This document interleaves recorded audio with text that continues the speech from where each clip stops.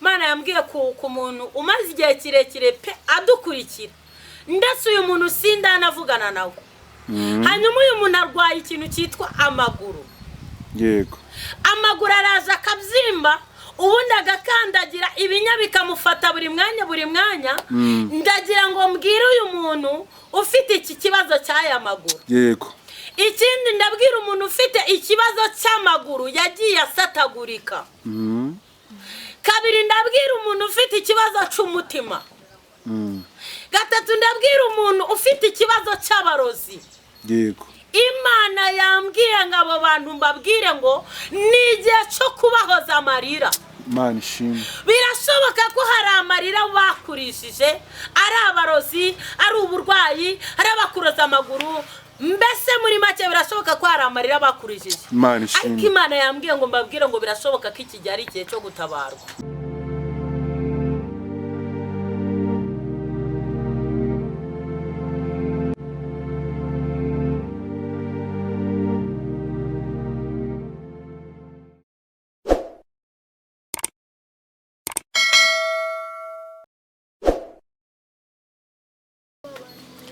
yes ari numeze ute ndabona uri mu mavuta ndashima Imana nta mutima mubi yego bashima Imana ya tumanje twasuza abakunzi bacu yego ukomeje kugenda batwereka ko badukunda bakurikirana ibihangano byacu yego Imana ishimwe kandi Imana ikomeze ibahe n'umugisha mwinshi amen ya nkuko mubyumva Mr. Kimona the Grey amen njye nyuma kamera uko bisanzwe uyu na Aline yego ya wamanza wasuza abantu bawe mbere yuko utangira kiganiro ya ndabasuje cyane bantu mukunda kunkurikira muri benshi ni Aline Official TV Imana bampera umugisha cyane cyane kandi ndabakunda cyane pe waba uri mu Rwanda uri hanze y'u Rwanda wumve ko ngusuza cyane kandi nkubwira ngo ndagukunda cyane Imana bampera umugisha cyane tutibagiwe n'abantu bafite abantu mu bitaro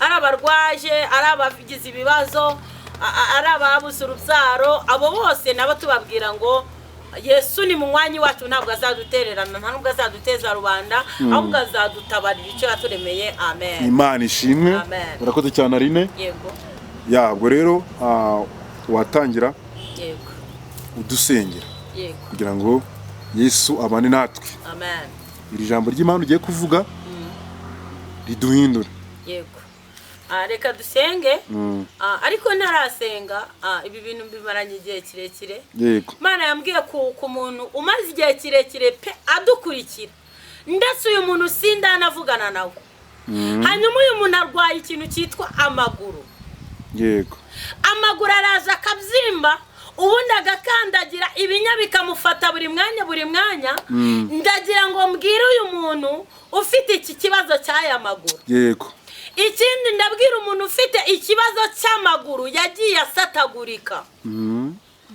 kabiri ndabwira umuntu ufite ikibazo cy'umutima gatatu ndabwira umuntu ufite ikibazo cy'abarozi yego Imana yambwiye ngo abo bantu mbabwire ngo n'igihe cyo kubahoza amarira Imana ishimwe birashoboka ko hari amarira bakurishije ari abarozi ari uburwayi ari abakuroza amaguru mbese muri make birashoboka ko hari amarira bakurishije ariko Imana yambwiye ngo mbabwire ngo birashoboka ko iki gihe ari igihe cyo gutabarwa Imana ibahe umugisha cyane reka dusenge amen turagushimye Mana yacu uri Imana nziza Imana itwitaho Imana ituvugira uko bwije nuko bukeye izina ryawe nirishimwe muri aka kanya turi imbere y'ubwiza bwawe turagushimye ko waturinze turagushimye ko harinze ubwoko bwawe icyubahiro ni kibi cyawe muri aya masaha ndasenze cyane kugira ngo ugere ku bantu bitwa abakozi b'Imana kugira ngo ugere ku bahanuzi kugira ngo ugere ku bapasiteri n'abashumba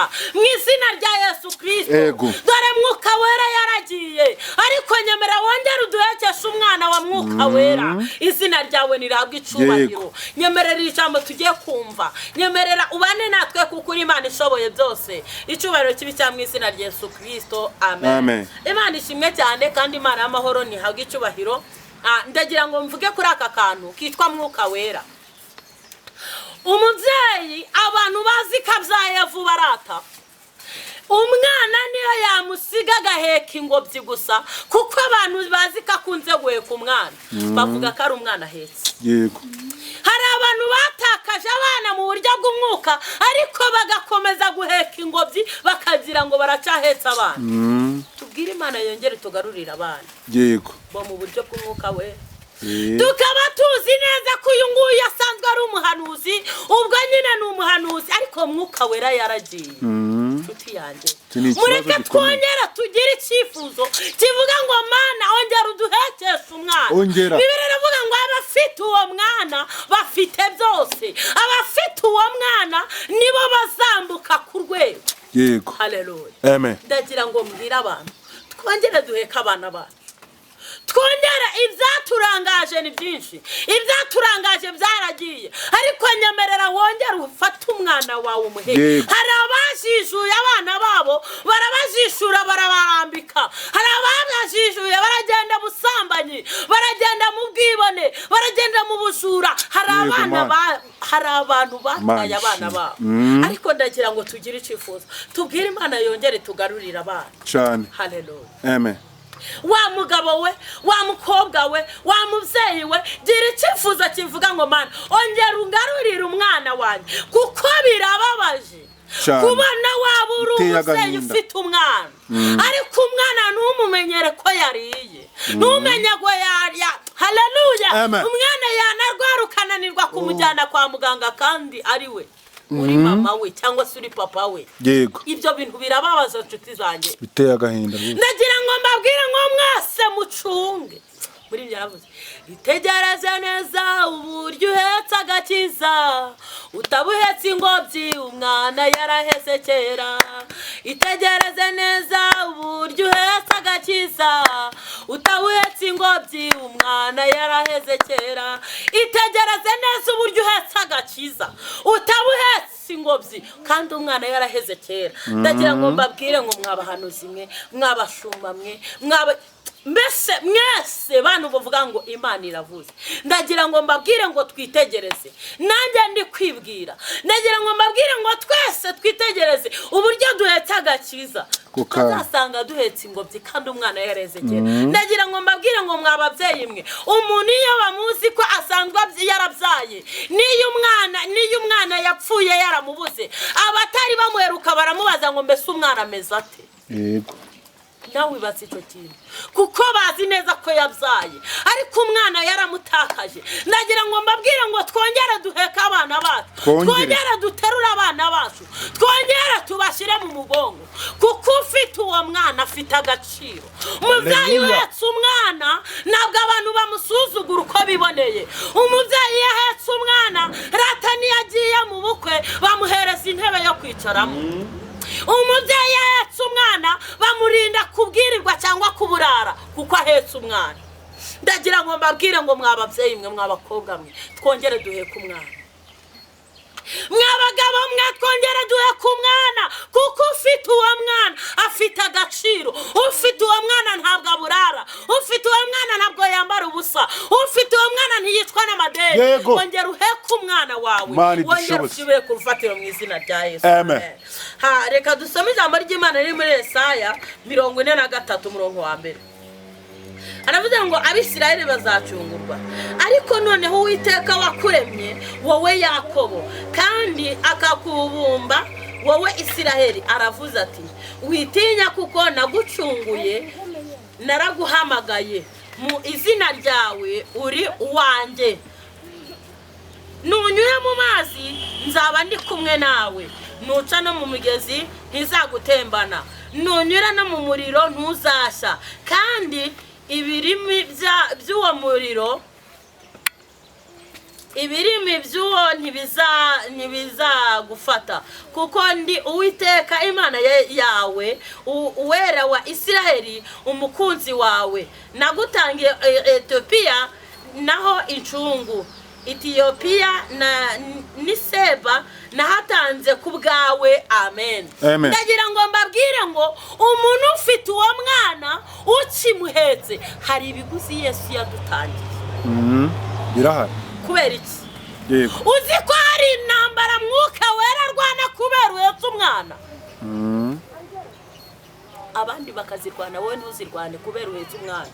Yego. Uziko niyi mfashanyo zije uhetse umwana baguha imfashanyo kubera umwana cyane. Uziko niyo abaterankunga baje babanza kureba uhetse umwana. Ndagira ngo nkubwire ngo wa mubyeyi we, wa mukobwa, wa mugabo, heka umwana wawe. Abari baramujishuye ndashaka ko dufata amasengesho, tugafata amasengesho tukabwira Imana ngo intego y'aya masengesho nukongera guheka umwana. Ndagira ngo nkubwire ngo iyo umubyeyi ahetse umwana niyo agiye kuvoma bamuvomera mbere y'abandi. Iyo umubyeyi ahetse umwana niyo agiye kwambuka umupaka bamwambutsa mbere y'abandi kuko ahetse umwana. Bivuze ngo umwana ni ikintu gikomeye. Ndagira ngo mbabwire ngo mwababyeyi, wowe watakaje umwana wawe, wowe washize umwana wawe hasi, wowe abantu bari bazi neza ko umwana uhetse ariko uwo mwana waramujishuye. Ndagira ngo nkubwire ngo ongera uterure umwana wawe, kuko umwana wawe niwe uzaguha agaciro mu myaka iri imbere. Umwana wawe niwe uzakwambutsa Yorodani. Haleluya. Amen. Umwana wawe niwe uzakugaburira. Bandi bari kuburara ariko kubera uhetse umwana uzarya. Abandi abandi babuze inzira yo gucamo, abandi babuze amazi yo kunywa, ariko kubera kuzabuhetse umwana ibyo byose uzabibona kubera umwana uzabuhetse. Nagira ngo dusenge, ariko tuzifuza tubwire Imana ngo Mana ongera ugarura abana bacu mu mugongo, kuko ufite uwo mwana afite agaciro. Ufite uwo mwana ntaca gusaba ngo kimwime. Ufite uwo mwana umuhereza uburinzi budasanzwe. Ufite uwo mwana, haleluya, ufite uwo mwana ahabwa abarinzi. Haleluya. Hari ingabo, ijambo ratubwiye ngo hari ingabo Ethiopia ni Sheba. Yesu yabitanze ku bwacu kubera iki twari duhetse abana, ariko abana twarabajishuye. Ndagira ngo tugira n'icyifuzo tubwire Imana ngo ngera uduhesheje abana bacu, kuko uko wahoze kera na n'iyi saha ni kukiri. Uko wahoze ugira impuhwe na n'iyi saha uracyazigira. Uko wahoze kera urengera abantu na n'iyi saha uracyabarengera. Uko wahoze ubatabara na n'iyi saha wabatabara. Muri aka kanya tugiye kugira icyifuzo, dusenge tubwire Imana ngo ngera utugarukeho ubundi busha, kugira ngo abana bacu bongere bagaruke. Wowe watakaje umwana wawe, ariko ndagira ngo nkubwire ngo gira icyifuzo kugira ngo umwana agaruke. Muri uyu mwaka ukomeye, muri uyu mwaka benshi bagiye kwicwa n'inzara, muri uyu mwaka ibintu bigiye kuzamuka, muri uyu mwaka kubaho bigiye kuguhenda. Ndagira ngo nkubwire ngo iyo uhetse umwana rata, niyo uri mu nzu y'ikode ntujye uburayo kwishyura kuko uhetse umwana. Ndagira ngo nkubwire ngo umwana wawe wongere ufate umwana wawe umuheke mu izina rya Yesu. Turagushimye Mana yacu, turaguhimbaje. Uri umukozi w'umuhanga, urera kandi urakiranuka muri byose. Bibiliya ivuga ngo ufite uwo mwana afite byose.